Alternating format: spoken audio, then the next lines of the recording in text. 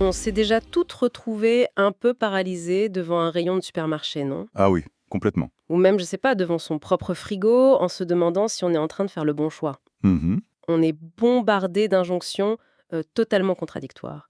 Le gras, c'est la vie, non, c'est l'ennemi.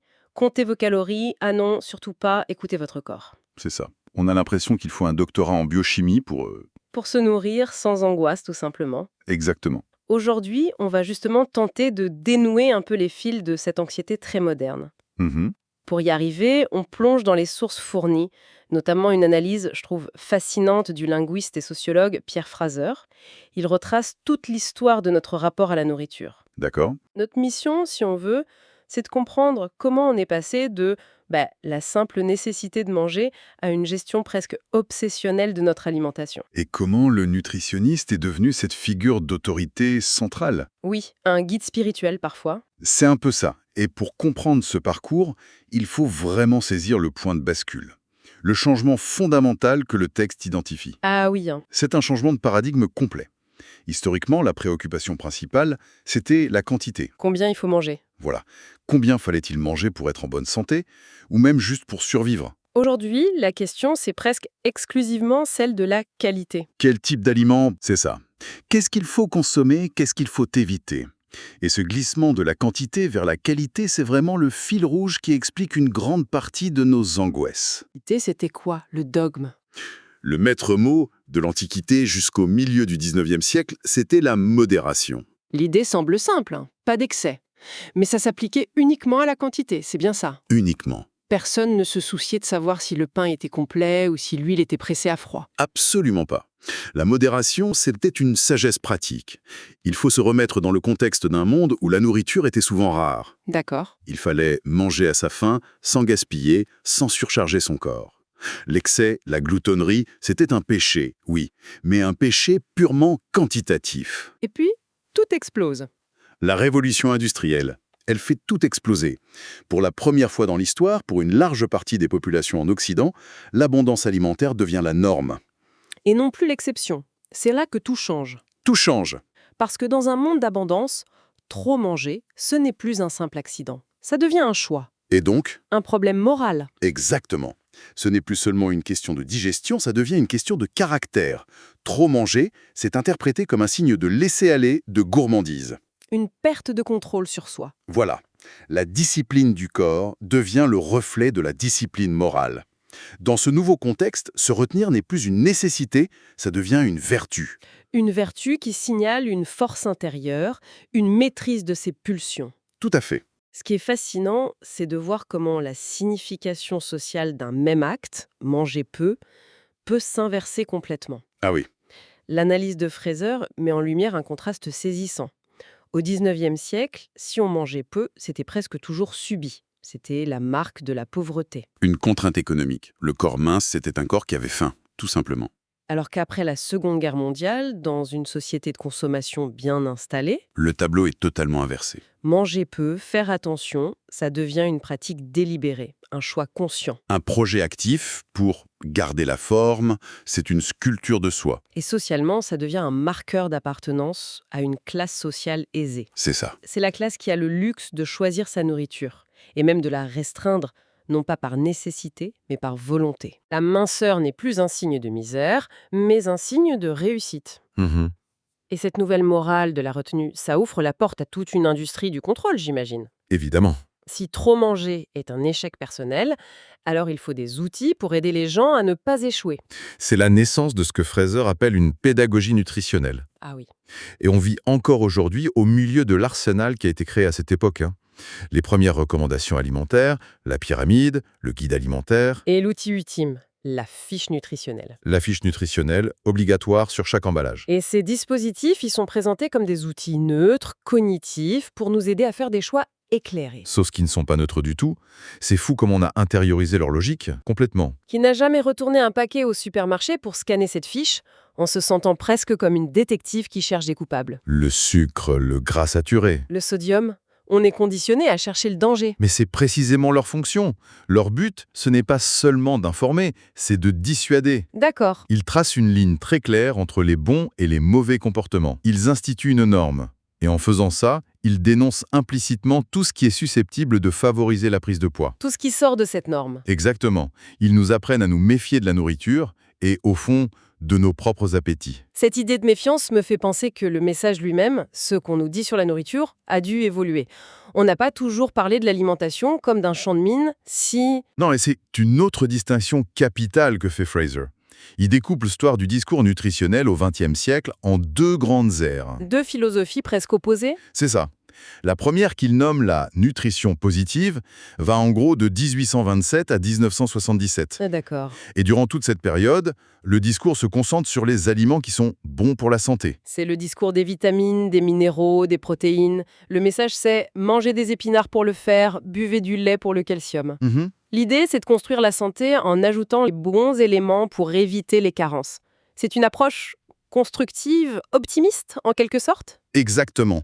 On cherche à combler des manques pour bâtir un corps robuste. Et puis, en 1978, c'est le grand basculement. On entre dans l'ère de la nutrition négative. Et dure encore aujourd'hui. Le point de rupture, c'est un rapport du sénateur américain George McGovern sur les liens entre alimentation et maladies chroniques. Attendez, un seul rapport d'un sénateur américain a suffi à faire basculer tout le discours du positif au négatif? Ça paraît un peu simple. C'est une excellente question. Qu'est-ce qui, dans la société de l'époque, a rendu ce terrain si fertile pour un message basé sur la peur? Alors, ce rapport, ce n'est que le catalyseur. Le terrain était prêt. À la fin des années 70, les maladies de civilisation Les maladies cardiaques, certains cancers, le diabète. sont en pleine explosion dans les pays riches. On commence à comprendre que l'ennemi, ce n'est plus la carence, mais l'excès. Ah, d'accord. Et en plus, on est en pleine période de remise en cause des institutions, de méfiance envers l'industrie agroalimentaire. L'idée que la nourriture moderne pourrait nous empoisonner à petit feu, ça trouve un écho énorme. Donc, à partir de là, on ne parle plus de ce qu'il faut manger, mais de ce qu'il faut éviter. C'est ça. Le gras, le sucre, le sel, le cholestérol deviennent les ennemis publics numéro 1. Le discours n'est plus « manger ceci pour être en bonne santé », mais « éviter cela pour ne pas mourir ». Voilà. L'alimentation devient une source de risque à gérer. Et c'est la source directe de notre obsession moderne pour tout ce qui est obésogène ou cancérigène. C'est vrai. En identifiant l'alimentation non plus comme une source de vie, mais comme une source de danger, on crée un besoin criant. Un besoin d'expertise. Un besoin d'expertise. Comment naviguer dans ce paysage alimentaire hostile sans un guide? Comment faire les bons choix quand chaque aliment est suspect, quand le plaisir lui-même est devenu suspect? Et si on a un monde rempli de dangers alimentaires, on crée un besoin désespéré pour un sauveur, un guide. Absolument. C'est là qu'on assiste à l'ascension irrésistible de la figure de l'expert. Fraser retrace cette montée en puissance en 3 moments clés. Le premier moment se situe au milieu du 19e siècle, avec la médecine clinique. La notion de diète subit alors ce que Fraser appelle un double resserrement. Un double resserrement. Premièrement, on l'isole du reste. L'antique diéta des médecins grecs, c'était un concept holistique. Un régime de vie global. C'est ça, qui incluait l'alimentation, l'exercice, le sommeil, le lieu de vie. Une hygiène de vie complète. La diète moderne, elle, ne concerne plus que ce qu'on met dans son assiette. Et le deuxième resserrement, ça concerne le public visé. Oui. La diète, à cette époque, est prescrite quasi exclusivement aux gens malades. C'est un outil thérapeutique pour soigner une pathologie précise. Donc si on est en bonne santé, on n'a pas besoin de diète au sens strict. Non, on doit juste suivre le précepte de modération dont on parlait au début. D'accord. Puis vient le deuxième moment clé, au début du XXe siècle. Et là, c'est un nouveau déplacement majeur. Et la porte se rouvre. Elle se rouvre, exactement. On réintègre les gens en bonne santé dans la clientèle de la diète.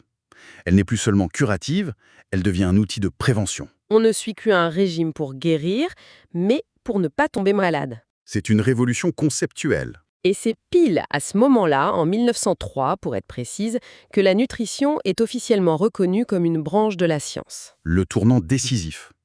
Les régimes ne sont plus de simples listes d'aliments permis ou interdits, basés sur l'expérience ou la tradition. Non, Ils sont désormais conçus scientifiquement, en s'appuyant sur les découvertes en physiologie, en biochimie. La science devient la source de l'autorité. et qui dit nouvelle science, dit nouveaux experts. C'est là qu'une question de vocabulaire devient très importante. Le terme diététicien existait déjà, mais il va progressivement être concurrencé, puis dans le langage courant, supplanté par un nouveau venu, le nutritionniste. Ah oui, et ce glissement sémantique est socialement très révélateur. Très. Parce que, comme le soulignait le texte, dans beaucoup de pays, le titre de diététicien ou diététiste, c'est un titre professionnel protégé par la loi, C'est ça, réservé aux membres d'un ordre professionnel. ce qui garantit un certain niveau de formation. Le terme nutritionniste, lui, est souvent beaucoup plus flou, pas toujours protégé légalement. Et peut être utilisé par des gens aux formations très diverses, en effet. Et pourtant, c'est nutritionniste qui s'impose dans l'imaginaire collectif. Pourquoi? Fraser suggère que ça montre un phénomène d'appropriation sociale. La nutrition sort du cadre purement médical de la diététique pour malades. Elle devient une préoccupation pour tout le monde. Un enjeu de bien-être général. Voilà. Le terme nutritionniste, il sonne plus large, plus scientifique peut-être, et il incarne cette nouvelle science de l'alimentation pour le grand public. Donc, nutritionniste sonne plus moderne, plus proche de la science de la nutrition, que diététicien qui reste peut-être associé à la diète pour les malades à l'hôpital. C'est un peu ça. C'est un phénomène de marketing linguistique assez fascinant, et un peu inquiétant aussi. Tout à fait. Et ça nous amène au troisième et dernier moment, au tournant du 21e siècle, où la boucle est bouclée. D'accord? La saine alimentation, ce n'est plus seulement un outil de prévention parmi d'autres.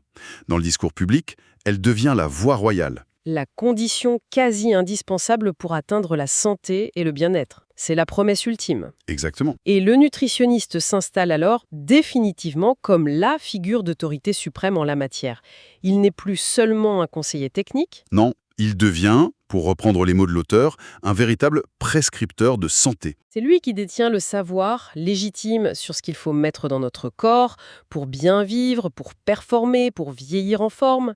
C'est un peu le prêtre de la nouvelle religion de la santé, Oui, dont les dogmes sont les recommandations nutritionnelles et les rituels sont la préparation des repas et la surveillance des calories. c'est un parcours assez vertigineux quand on y pense. Ah oui. On est parti d'une société qui découvre l'abondance et qui développe une peur morale de trop manger. Cette peur a engendré un besoin de contrôle. De régulation des corps. Pour ça, on a bâti tout un système, à la fois scientifique et moral, avec ses outils, ses normes, son langage. Mhm. On a vu le focus passer de la quantité à la qualité, puis le discours basculer du positif, ce qu'il faut ajouter, au négatif, ce qu'il faut retirer. Et au cœur de ce système, L'ascension de cette nouvelle figure d'expert, le nutritionniste, qui est venu répondre à l'anxiété que ce système avait lui-même créée.